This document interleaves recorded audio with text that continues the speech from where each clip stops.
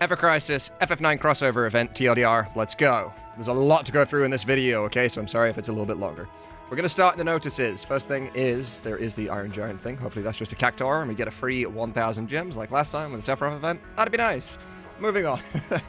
There are going to be 3 banners for this event. It states right here, the developers have told us that Volume 2 of the crossover draw, so not just a story, there's a draw, which is a banner, is planned to be added from November 16th, and Volume 3 from November 23rd. So there are 3 banners coming. Remember this, because it's something I want to talk about in a couple minutes. Then we're going to scroll to the bottom. Just as every banner states that all weapons may be featured, right here, crossover limited weapons and gears featured in this draw may reappear in the future. Ignore this, just pretend this doesn't exist. Assume that they will never come back, okay? The only reason this line exists is to cover their own asses in the future if they run out of content, or if they don't have something to put out that month, they just reuse a banner, and then this legally covers them for people that were like, I spent $1,000 on that banner to max that weapon thinking they would never come back. How dare you? Legally, this covers them.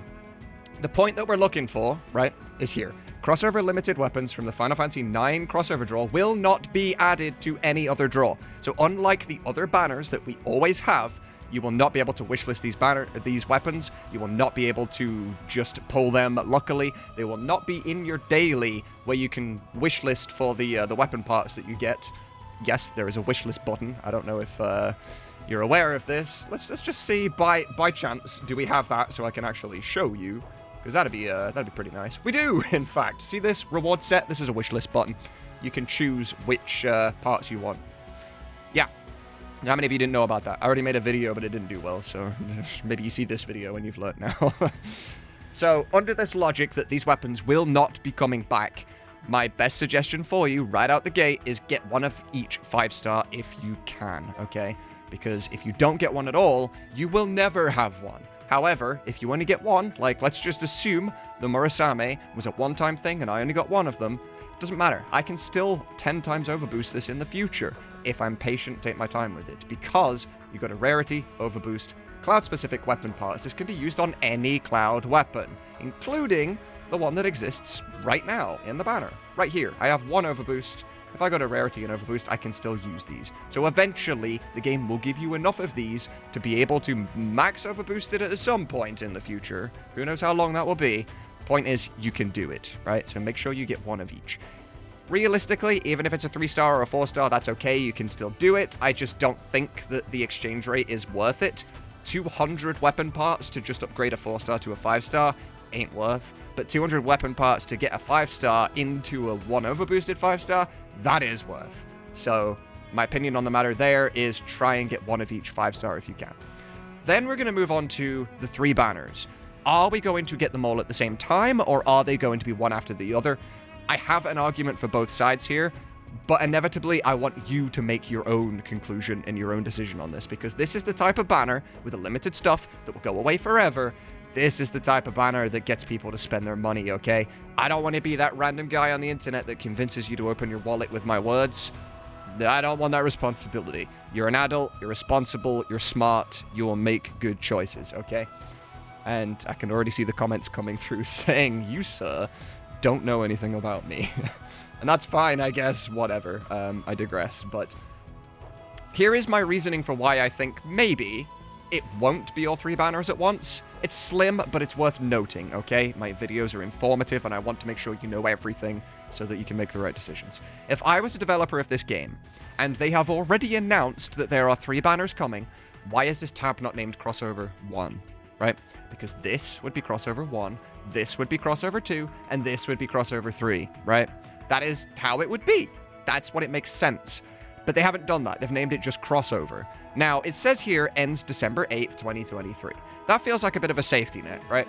It would be misleading. It would actually be false advertising if the banner changed before this ended, which, you know, could end up in apology gems. But I would rather the weapons and stuff that are on this banner. Because there's a chance that this end date is for this tab. And this tab can change, right? This is banner 1 right now, and then on the 16th, I think it was, when banner 2 comes out, it swaps. And then on the 24th, when the next one comes out, whatever the dates were, the third one comes out, it just swaps again. And this is for the tab and not each of the banners. I don't believe this personally, but it's worth throwing out there just to make sure you have all of the information, right? I don't believe this is a case because, as I said, it would be false advertising. They could get in trouble for it, and it would be a big problem. It would be stupid. But do remember, Square Enix are human beings as well, and they're just as entitled to make mistakes as we are, alright? They just came out and said Kate Sith is named Kate Sith and not Ketchi, so we already know. There you go. They're allowed to be wrong, alright? But if you are a firm believer of you will get all 3 banners at the same time, the best thing you can do is not spend a single crystal yet until you have all 3 banners out. Because why look at one banner, right? Let's call them mystery boxes. You have 3 mystery boxes. You have 1 in your hands and 2 over there that you're not allowed for another week and then 2 weeks, right? Whatever. Why would you spend all your money buying what's in this mystery box before you knew what was in that one and that one? When you knew that in 9 days from now, however long it is, you could have all 3 open in front of you and spend your money on whatever you want, right? You can window shop properly in all 3 boxes, and that's just a better outcome. You get the best of all 3 worlds, right? Now, I didn't do this because I'm an idiot. I am a player before I am a content creator, and I don't think before I do, so that's, yeah, you can learn from my mistakes. Alright, so, if it is the other way, though, and you get 1 of each banner, like, at a time, highly recommend pull on the banner, get 1 of each weapon, and then chill until the second banner. When the second banner comes out, we'll have our answer, right? Because it'll say crossover 2, or whatever. We'll have our answer by that point. But, let's move on to the banner stuff. Are they good? We're going to start with the outfits because they are super just easy and quick to go through. Boost HP, 10 points. That is a 15% increase to your HP, and you're halfway up to the 30%.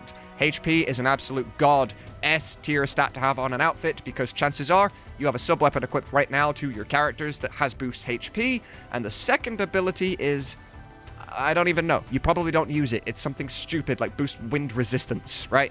There's not really, as far as I'm aware, there's not really any good weapons that have boost HP and boost something else that's worthwhile. It's something pointless. If you have HP on your outfit, you can swap out that weapon for something that has boost P attack and boost P defense. Infinitely more useful than boost HP and something I don't use, right? Then we have boost physical ability potency. We have 10 points in here as well, which is 15% flat damage to everything that you do. If you don't know what this attack stance means, it means when you're in a fight and you have your diamond, it is in attack mode, it's red, you swap to blue, it's defense mode. When you are in red attack mode and the bar fills all the way up, you get your 50% increase to your damage. This is a 15% increase on top of that 50% damage increase as well, okay? That's what that is. It's a flat 15 as long as your bar is full and you're in attack mode. Then we have his weapon. His weapon is the best weapon in the game as of the recording of this video. Even at... I mean, well, no, it's not the best weapon in the game when it's like just a non-overboosted, but it's still a pretty damn good contender, right?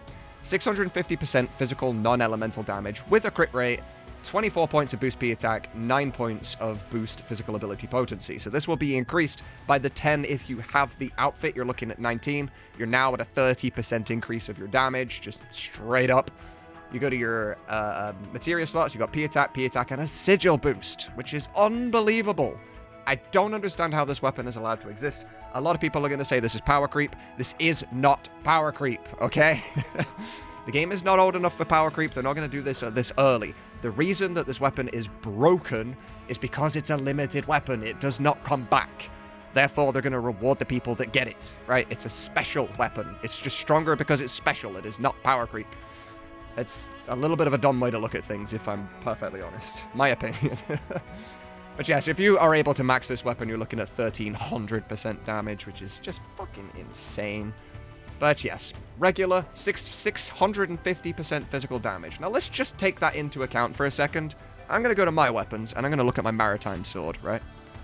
Maritime Sword, I have it 3 times overboosted, and it only does 480% damage, right? That is less than just the 5-star version of this new weapon. Even if I overboosted this again right now, which, you know, I'm not going to do, but we can pretend, it doesn't even increase. It just doesn't even increase. So, chances are, what happens if you get it to 1 white star? 620% at 1 white star. If it's maxed, 750... You see my point here? 750 at max, right? Max. And yet, this one, at just a 5-star with no overboost, 650, right? 650. Now, another thing that I'm going to insert here, because I see all the time comments on my other videos and other YouTubers and stuff, there are the people that are saying the outfits and the weapons that come with the, the Arcanum, the Elemental Arcanum, the boost in Elemental Resist, or attack, they're so much better than everything else. They're not. They're not. And here is why I think that is the case, okay? You have the Maritime Sword. You have the outfit that boosts your water potency. You have sub-weapons that boost your water potency. Okay. You fight an enemy that is weak to water, and you're doing a lot of damage. You fight an enemy that's not weak to water, it's a standard-ass weapon. You fight an enemy that is strong against water, you are useless. If you fight an enemy that is good against magic, you are useless. You just have, or good against elements, you're just useless. It doesn't help, right? Your physical weapons will do the same amount of damage to everything. Everything. Sure, they can put a barrier on, but the magic ones can put a barrier on too. This is just a flat damage to absolutely everything. And you don't have to waste a slot on your outfit or waste slots on your sub-weapons to boost your attack. Just boost your P attack. You don't need the elemental, right? These are infinitely better, okay? Again, it's just my opinion, but nevertheless. We will move on to Tifa. Tifa's, in my opinion, is a good to great weapon. However, I think it's a burner weapon, right? The longer you have this weapon, the better it's going to get. The outfit, it's the same as Cloud's. Cool. Okay, doesn't matter too much. The weapon. Now, the weapon has boost HP here instead of boost attack, right? This is going to be a nice pair with your outfit, because the outfit has boost 10 points. This has boost 24 points. You're going to be looking at 34 points, which is one below here, which is unfortunate, but you're going to be getting a 45% increase of your HP. That will free up any of your sub-weapons, so you don't have to put HP on and then have a pointless slot on your other one. On that topic, this is a really good weapon as a sub-weapon for somebody else, because it finally is a weapon that has boost HP and boosts something useful. If anything, get the Cloud stuff, get this, and put this on your Cloud, right? Because that also helps your event with the boosted reward system that's going on. But as for support materia, P attack, that's pretty damn nice. She has a 360 physical non-elemental damage with a 10% crit rate, but P attack is increased by 2 ticks, mid-potency, on herself. She cannot target another person with this, okay? Now, the reason I think that this is a burner weapon and it's going to be better in the future is specifically because Tifa doesn't really have an amazing damage weapon right now, because she's so focused on being a debuffer and a buffer and maybe even a healer, right? She's not designed yet to be a powerhouse. She is not knocking people into the sky right now. So having a 2 ticks of physical attack increase on her, it's nice, it's definitely better than not having them, and it's a very good weapon to still pull. But if you're choosing on this banner between Cloud and Tifa, Cloud is definitely the way to go. He can actually utilize his weapon properly. But in the future, when she does eventually come out with a broken weapon that can do 1000% damage, this is going to help drastically, okay? It's a burner weapon. If I'm wrong, please let me know. I am perfectly okay with being wrong. I will add your details to a pinned comment or to the description. So if you're watching this, check the pinned comment, check the description, make sure I haven't added any details that maybe people have enlightened me about that I didn't think about, okay? And that's kind of it for the banner. Then we have one last thing that I want to discuss, and that is the event itself. In the event itself, it's going to last a month. You can see here, 25 days left. And in the exchange, there is a Lucia outfit that will be right here if you haven't bought it already. Grab the outfit because it's 1 of 1. Why not? It's free. But you get the weapons here, okay? You're very tempted to buy these weapons. Do not buy these weapons. You will get them for free, okay? If you haven't done this yet, or if you're unaware for some reason or just didn't notice, every time you do a level in here, if you go to the rewards, you have a chance of just getting the 5-star as a drop, as well as the 4-star and the 3-star. You're going to get one of them regardless, all right? There is no point in you spending your black feathers when this exchange doesn't close till December 10th, okay? You have a lot of time to grind this. Why would you spend your black feathers on these guns when you can grind them for free? If anything, wait until December 9th and then buy them if you don't have them maxed already. Because we also know as well, with the 2 new banners that are coming out, chances are we're going to get updates to what we can fight, you know, harder and harder tiers, and the shop is going to update as well, right? It just makes sense. So there's going to be other weapons, other outfits for other characters that we can buy. If you already have Lucias done because you grinded them instead of spending the feathers, you'll already have enough to outright buy the next one.